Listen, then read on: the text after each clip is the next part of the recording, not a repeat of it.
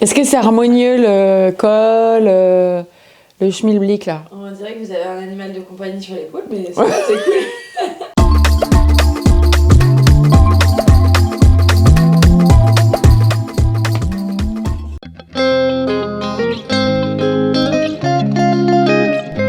Bonjour à tous. Alors dans cette question de la place des beaux-parents, vous imaginez bien qu'effectivement je ne vais pas vous parler de l'aspect juridique de la chose, ce n'est pas dans mes compétences, mais plutôt dans l'aspect psychologique et dans la construction du lien qui va devoir se tisser entre les différents membres de la famille qui se recomposent. Alors la première chose, je dirais que ce sera d'accepter de prendre du temps.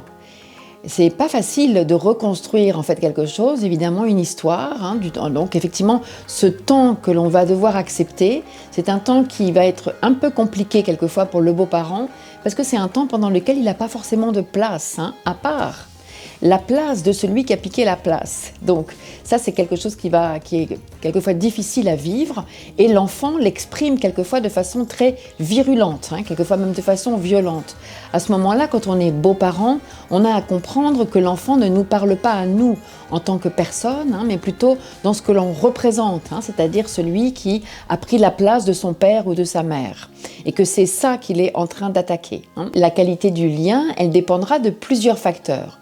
La première chose, ça dépendra de la place que le beau-parent lui-même acceptera de prendre. Comment est-ce qu'il va s'intégrer dans cette famille? Comment est-ce qu'il va vouloir prendre soin du lien qui est en train de s'inscrire? Comment est-ce qu'il va prendre sa place en fait dans l'organisation familiale? Eh bien ça, c'est vraiment sa responsabilité à lui, le nouveau beau-parent. Je dirais en tout cas que pour enlever une pression, je crois qu'il faut s'autoriser à se dire qu'on n'est pas obligé d'aimer les enfants de son conjoint.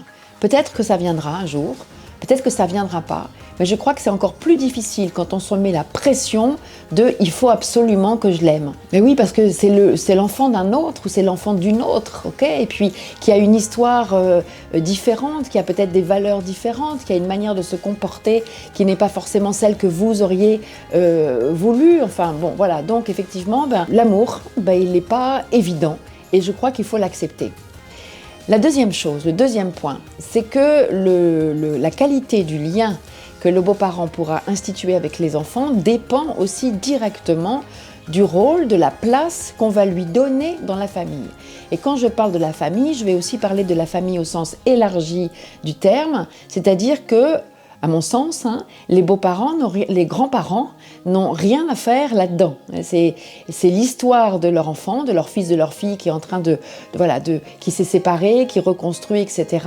Si le nouveau beau-père, belle-mère ne convient pas aux grands-parents, j'oserais presque dire on s'en fout. C'est pas leur histoire. Eux, ils ont eu la leur, ils ont la leur. Et ça, c'est l'histoire de leur enfant qui est en train de reconstruire.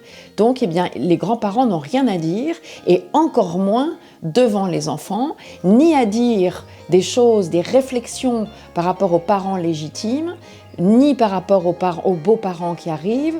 Vous voyez, en fait, eux, ils sont dans un autre espace-temps, les grands-parents, on en parlera ensemble dans une autre vidéo si vous voulez aller la voir, mais cet espace-temps-là appartient à la famille qui se reconstruit. Donc, le parent légitime, là, il a à légitimer justement celui qui arrive. On a à construire un cadre sécurisant pour les enfants, ça veut dire que le parent légitime n'a pas à venir contredire le nouveau beau-parent qui est en train d'arriver là. C'est-à-dire que si en tant que parent, je commence à dire « c'est pas ton fils, c'est pas ta fille », bien forcément que les enfants vont s'engouffrer là-dedans aussi. On a vu ça, les enfants s'engouffrent très très bien dans les brèches.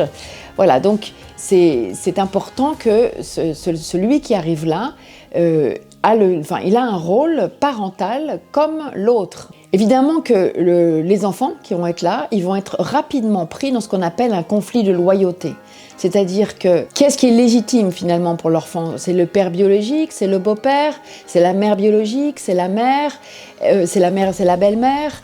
Est-ce qu'il peut s'autoriser à aimer? Est-ce qu'il peut s'autoriser à avoir, vous savez, de la connivence? Est-ce qu'il peut s'autoriser à avoir une certaine proximité, une certaine intimité? Ok, donc ça va être des grandes questions pour l'enfant. Et il va être pris vraiment dans des forces contradictoires qui vont le faire passer probablement par un tas d'états d'âme, d'émotions qu'il va verbaliser, pas toujours de manière ajustée.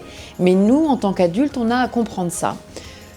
Donc, lui aussi, en fait, de la même manière que le beau-parent n'est pas obligé d'aimer l'enfant et qu'en fait, ça, il faut s'enlever cette pression-là, l'enfant n'est pas obligé d'aimer non plus son beau-parent. Ce que l'on va construire, ce que l'on va discuter, c'est la vie qu'on construit ensemble.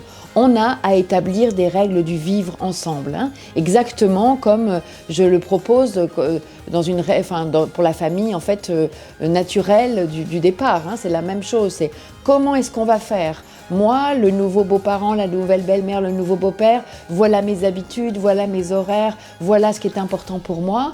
Et vous, comment est-ce que vous vous organisez d'habitude ? Qu'est-ce qui est confortable pour vous ? Alors, comment est-ce qu'on va faire pour vivre ensemble ? Et puis, on va en discuter. Je crois qu'il faut vraiment oser dire ça.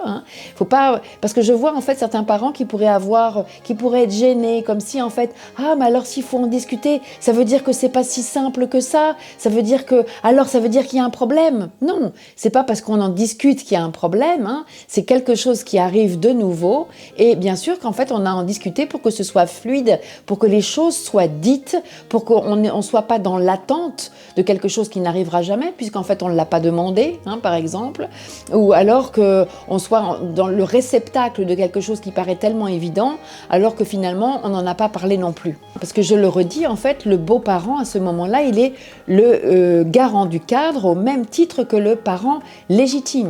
Ce sont les adultes de la maison et je dirais qu'en fait à ce moment-là les adultes sont en train de construire ce qu'on appelle une cohérence éducative, ce dont on voudrait aussi obtenir ou vivre quand on est les deux parents légitimes et biologiques, mais là c'est pas parce qu'il y en a un qui n'est pas biologique ou légitime, ou je ne sais pas, parce qu'effectivement, c'est aussi toute cette partie juridique du beau-parent qui n'est pas toujours très claire, qui n'aide pas évidemment à prendre sa place. Mais la cohérence éducative, elle est nécessaire pour les enfants, et donc c'est ça qu'on a à construire ensemble. Voilà, écoutez, j'espère que ça vous aura éclairé un petit peu, et je vous dis à la prochaine fois.